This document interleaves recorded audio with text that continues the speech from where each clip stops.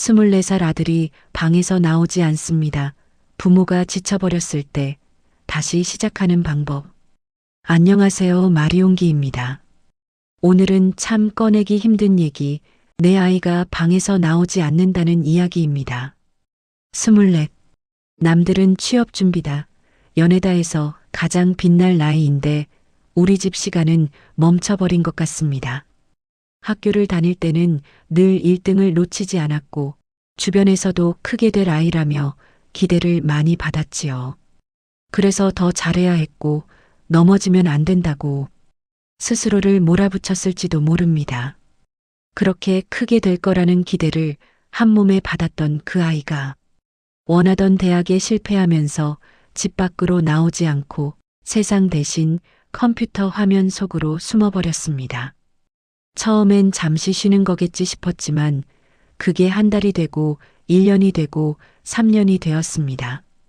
그 모습을 곁에서 지켜보는 부모는 처음엔 화가 나고 내가 잘못 가르친 건 아닌가 자신을 탓하다가 결국엔 지쳐버립니다.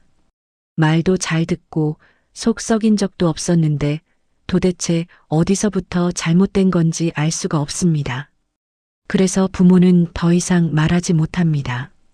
말을 꺼내면 싸움만 되고 잔소리 한마디가 아이를 더 벼랑 끝으로 밀어낼까 두려워 참고 기다리고 밥상을 차려 문 앞에 놓는 그 마음 제가 잘 압니다.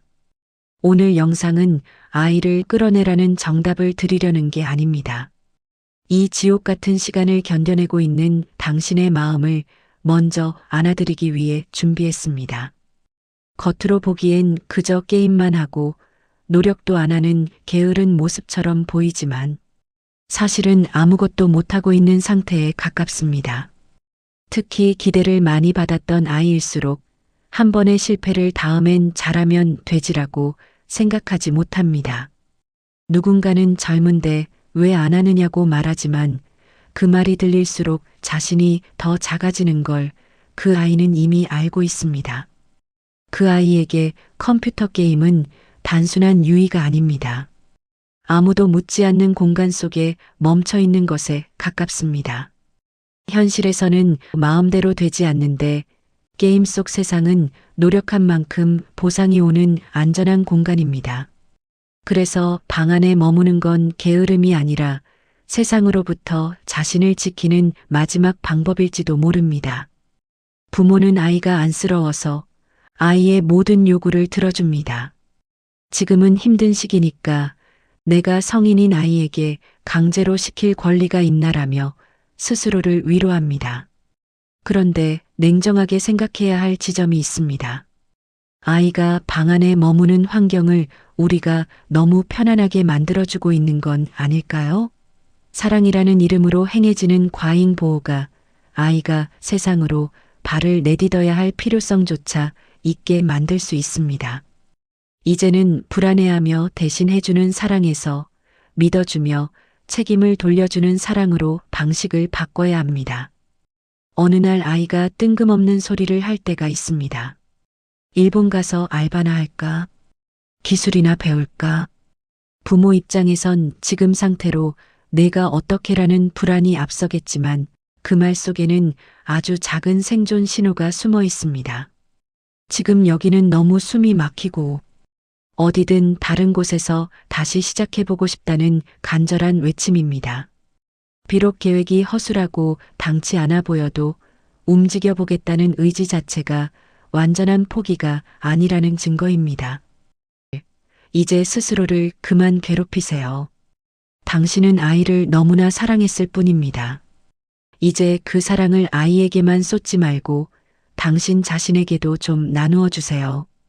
부모가 먼저 행복해지고 단단해져야 아이도 그 빛을 보고 밖으로 나올 수 있습니다. 지금 아이가 방 안에 있다고 해서 인생이 끝난 게 아닙니다. 다만 아주 긴 겨울잠을 자고 있을 뿐입니다.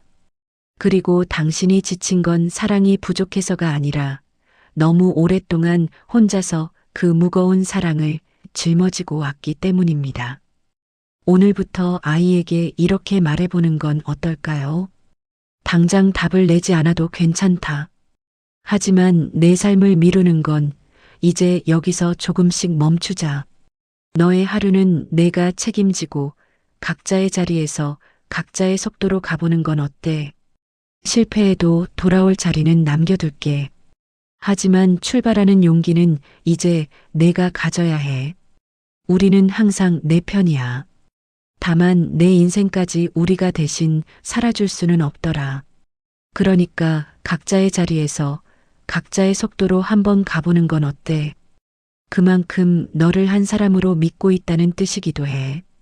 다만 엄마 아빠는 한 발짝 물러나 내가 스스로 걷는 모습을 조용히 믿고 지켜볼 뿐이야. 지금 당장 잘 해내지 못해도 괜찮아. 속도가 느려도 방향이 잠시 흔들려도 너라는 사람의 가치는 조금도 줄어들지 않으니까. 우리는 내가 실패하지 않기를 바라기보다 넘어져도 다시 일어설 수 있기를 바란다. 그때 돌아올 자리가 있다는 걸 내가 꼭 기억했으면 좋겠어. 심리학자이자 작가인 도로시 로 놀트는 부모의 태도에 대해 이렇게 말했습니다. 격려 속에 자란 아이는 자신감을 배우고 수용 속에 자란 아이는 세상에서 사랑을 찾는 법을 배운다. 지금 당신이 아이에게 줄 수 있는 가장 큰 수용은 아이가 멈춰 있는 현재의 모습 그대로를 잠시 인정해 주는 것입니다. 서두르지 않아도 괜찮습니다. 당신이 겪는 팽팽한 긴장과 고통은 아이가 자기만의 궤도로 날아오르기 위한 준비 과정일지도 모릅니다. 부모인 당신이 먼저 마음의 평안을 찾고 아이를 격려의 눈빛으로 바라볼 때 아이는 비로소 방문을 열고 나올 용기를 얻게 될 것입니다. 마리옹기는 아이 걱정 대신 당신의 지친 마음을 먼저 다독여주는 밤이 되길 바랍니다. 감사합니다.